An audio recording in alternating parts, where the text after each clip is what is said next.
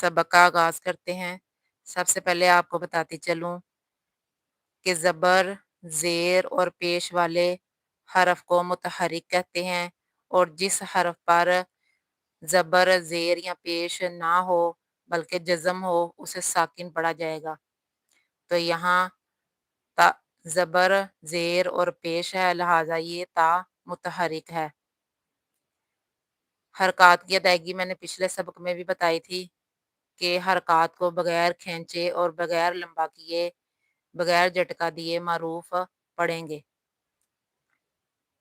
जिस हरफ के ऊपर फतह हो यानी कि ज़बर हो उस हरफ को मफ्तूह कहते हैं।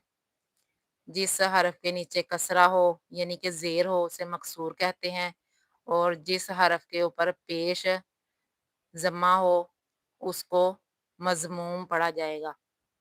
तो लिहाजा ये ता फतह है, ता मफ्तूह है और ये ता मकसूर है और ये ता मज़मूम। लफ्ज़ों की अदायगी का ख़्याल रखना है। ता